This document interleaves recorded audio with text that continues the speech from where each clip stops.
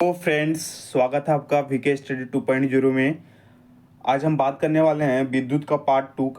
जो हमारा विद्युत का पार्ट टू है उसके बारे में हम बात करने वाले हैं। देखिए, उसके आगे आज हम पढ़ाते हैं कैसे विद्युत विभव और विभवांतर, ये विद्युत का ही पार्ट है।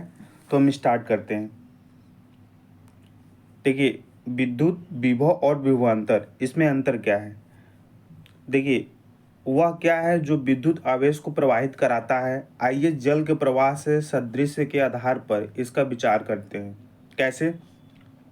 किसी कॉपर के तार से आवेश स्वयं प्रवाहित नहीं होते हैं। मतलब कोई भी कॉपर तार ले लीजिएगा तो उसमें क्या होगा कि अपने से आवेश उसमें प्रवाहित नहीं होगा। ठीक वैसे ही जैसे आदर्श क्षैतिज नली से जल प्रवाहित नहीं होता। कह रहा है कि जो आइडियल जो हॉरिजॉन्टल जो ट्यूब होती हैं, समझ रहे हैं, जो हॉरिजॉन्टल जो हमारी आइडियल ट्यूब होती है उसमें क्या जल ऐसे ही प्रवाहित होगी? नहीं होगी। ठीक है, कैसे नहीं होगी? यदि नली के एक सिरे को, कह रहा है कि यदि नली के एक सिरे को किसी उच्च तल पर रखें और उच्च तल पर रखें, एक मिनट रुकिएगा, उच्च तल पर रखें, जल टैंक से जोड़ दें जिसमें नली के दो सिरे के बीच दबांतर बन जाए। समझ रहे हैं? मतलब क्या कह रहा है कि यदि एक नली के सिरे को उच्च तल पर रखें और जल टैंक से जोड़ दें। उच्च सिरे का मतलब ये होता है कि इसको यहाँ पे एक मान लीजिए ये नल है आपका, ठीक है, और इसके एक नली को उच्च सिरे से जोड़ दें। ऐसे करके हमको जोड़ना है। उच्च मतलब नली से जोड़ दिया जाए तो इसमें क्या है, दबांतर बनेगा।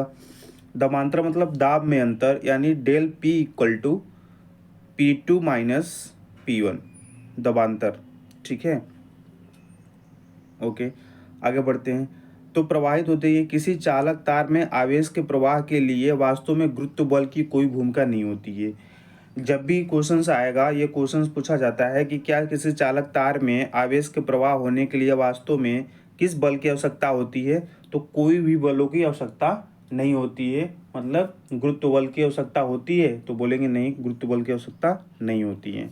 ठीक है, जब किसी चालक के अनुदिश जब किसी चालक के अनुदिश वैद्युत दाब में कोई अंतर होता है तो उसे क्या बोलते हैं? विभवांतर बोलते हैं। तो विभवांतर की डिफिनीशन क्या हो जाएगी कि कोई चालक तार है, उसमें वैद्युत दाब में कोई अंतर होता है तो उसे क्या बोलते हैं? विभवांतर बोलते हैं।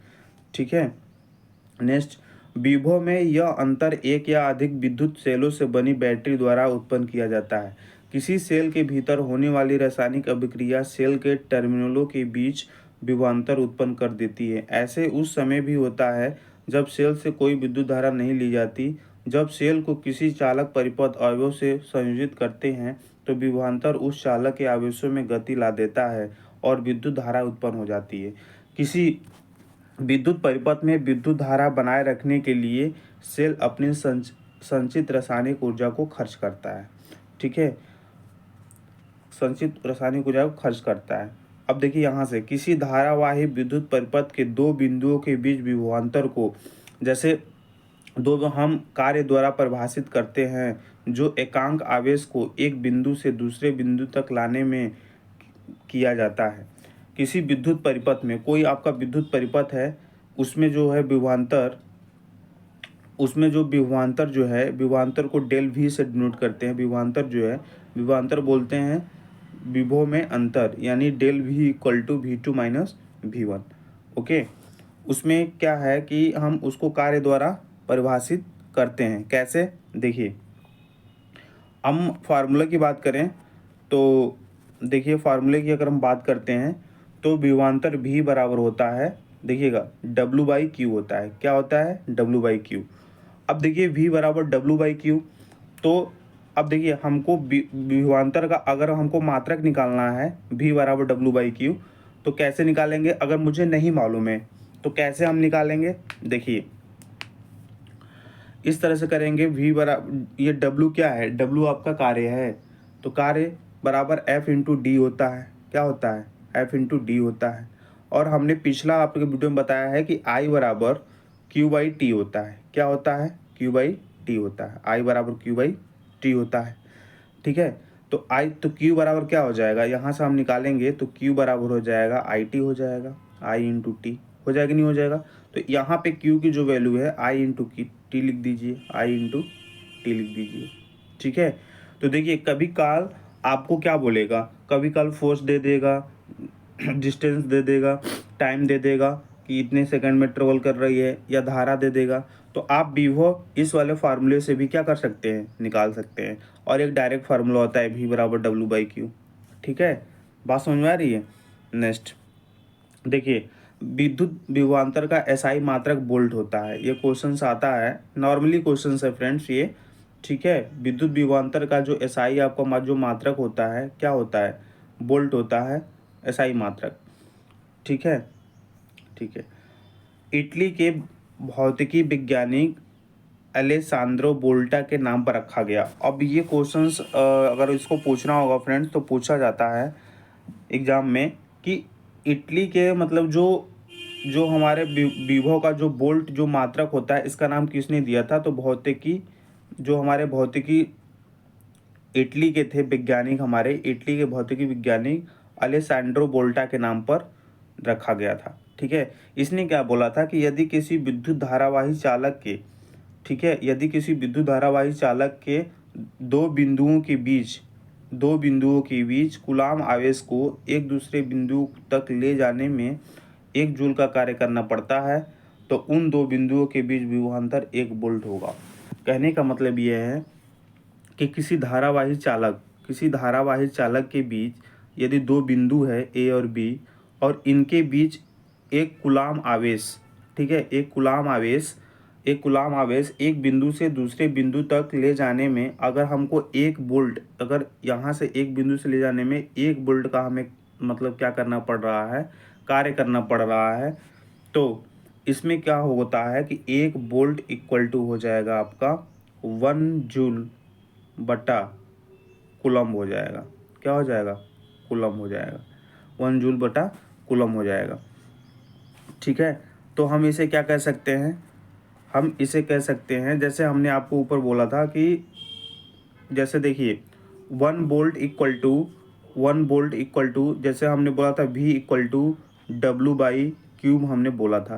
तो इसका विभवांतर का मात्रक तो वोल्ट होगा ही होगा, एक और होगा W जो कार्य है, कार्य का मात्रक क्या होता है, जूल, और Q क्या होता है, कूलम्ब होता है। Q का मात्रक, आवेश का मात्रक कूलम्ब, तो यानी एक और मात्रक होगा जूल प्रति कूलम्ब, किसका, वोल्ट का। बात समझ में आ रही है, तो इसका एक और मात्रक हो गया। ओके, ठीक है, आगे बढ़ जाते हैं। देखिए यहाँ कह रहा है कि विभवांतर की एक माप का यंत्र द्वारा किया जाता है। जो विभवांतर मापा जाता है यानी del V equal to V2 minus V1, जो विभवांतर जो विभव में अंतर मापा जाता है वो वोल्ट मीटर से मापा जाता है। किससे मापा जाता है, वोल्ट मीटर से मापा जाता है। वोल्ट मीटर को सदैव उन बिंदुओं से पार्श्व क्रम में संयोजित करते हैं जिनके बीच विभवांतर मापा जाता है। ओके, देखिए आइए क्वेश्चन हम देख लेते हैं, एक क्वेश्चन हम लगाते हैं कैसे। देखिए ये हमारा क्वेश्चन दिया हुआ है कि 12 वोल्ट विभवांतर के दो बिंदुओं के बीच 2 कूलाम आवेश ले जाने के लिए कितना कार्य करना पड़ेगा। तो जो हमको गिवन होता है फ्रेंड्स, जो हमको क्वेश्चंस में गिवन होता है उसको हम देखते हैं कि 12 वोल्ट विभवांतर बोल रहा है, यानी V की वैल्यू कितना दिया है, 12 वोल्ट दिया हुआ है। क्लियर है, दो बिंदुओं के बीच, देखिए कहने का मतलब है कि ये हमारा एक बिंदु है A और एक बिंदु है B, दो बिंदुओं के बीच 12 वोल्ट का विभवांतर हमको उत्पन्न हो रहा है। कितना वोल्ट का, 12 वोल्ट का विभवांतर उत्पन्न हो रहा है। और इनको एक बिंदु से ले जाने में दूसरे बिंदु तक ले जाने में इनको जो आवेश लग रहा है यानी जो Q लग रहा है वो 2 कूलम लग रहा है। कितना लग रहा है, 2 कूलम लग रहा है। इतनी बात समझ में आई, ठीक है। तो देखिए गिवन क्या है, V की वैल्यू हमको गिवन है, V की वैल्यू कितनी गिवन है, तो V की वैल्यू हमको गिवन है 12। एक मिनट फ्रेंड्स, देखिए V की वैल्यू कितनी गिवन है, तो V की वैल्यू हमको गिवन है 12 वोल्ट और Q की वैल्यू कितनी गिवन है, तो 2 कूलम। कितना, 2 कूलम।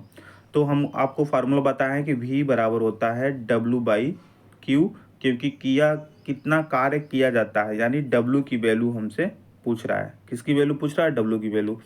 तो V बराबर, तो यहाँ से W बराबर हो जाएगा V मल्टीपल Q। हो जाएगा नहीं हो जाएगा? हो जाएगा। तो V की वैल्यू कितना दिया है? 12 दिया है, और Q की वैल्यू कितना दिया है? 2 दिया है। अब इसका जब मल्टीपल करेंगे तो ये 24 जूल हो जाएगा। कहें सर जूल कैसे? भाई जूल इसलिए क्योंकि W कार्य है और कार्य का मात्रक क्या होता है? जूल। तो 24 जूल आपका राइट आंसर हो जाएगा। क्लियर हुई बात? समझ में आई? आगे बढ़ जाते हैं। देखिए प्रश्न आता है, ठीक है, कि उस युक्ति का नाम लो जो किसी चालक के सिरों पर विभवांतर बनाने में सहायक करता है। तो विभवांतर बनाने में सहायक करता है, आपको बताए थे विभवांतर जो बनाने में सहायक करता है यंत्र का नाम वोल्टमीटर होता है। क्लियर? यह कहने का क्या तात्पर्य है कि दो बिंदुओं के बीच विभवांतर 1 वोल्ट है। तो ऊपर हमने बताया कि दो बिंदुओं के बीच विभवांतर 1 वोल्ट है, यानी 1 वोल्ट बराबर, क्योंकि 1 जूल बाई कूलाम होता है इसलिए। ओके, नेक्स्ट देखिए, ये बहुत इंपॉर्टेंट है। आपके एग्जाम में एक क्वेश्चंस जरूर आएंगे विद्युत परिपथ आरेख से 100% ALP और टेक्नीशियन में, आप देख लीजिएगा, ये मैं आपको गारंटी देता हूँ। क्वेश्चंस बनेंगे, डायरेक्ट बनेंगे कि ये किस परिपथ का क्या है, किस परिपथ का मतलब क्या होता है। ओके, तो आइए हम इस क्वेश्चंस को देख लेते हैं। क्लियर?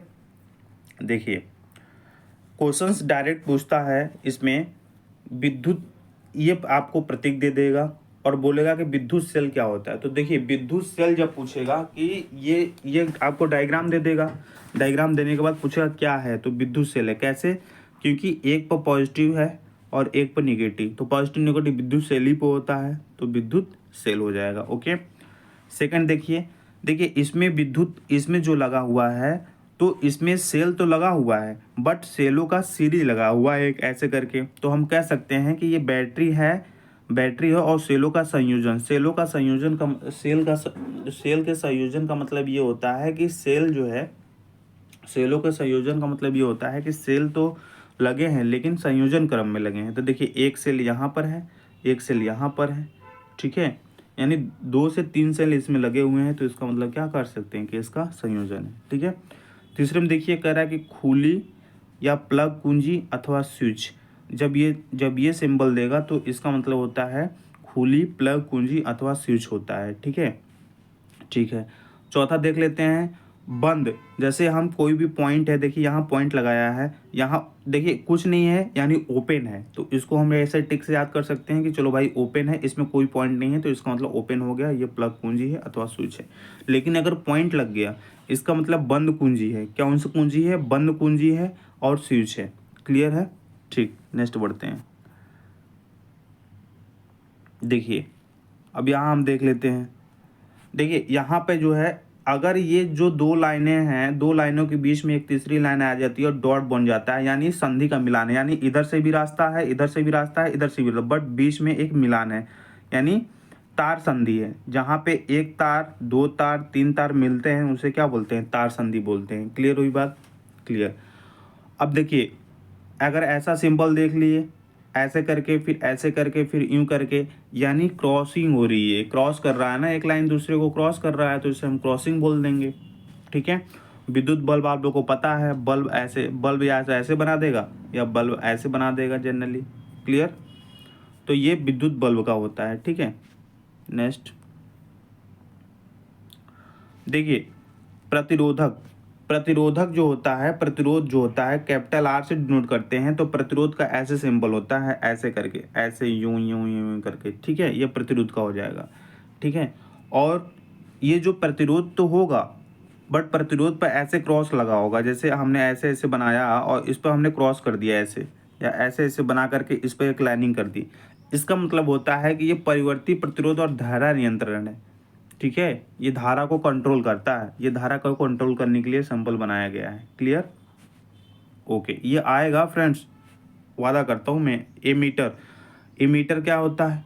अब देखिए एमीटर का हमको पता है, एमीटर है तो एमीटर को हम ए से डिनोट करते हैं, वोल्टमीटर को वी से डिनोट करते हैं, यानी इसमें वी हो गया तो वोल्टमीटर हो गया, ए हो गया तो अमीटर हो गया।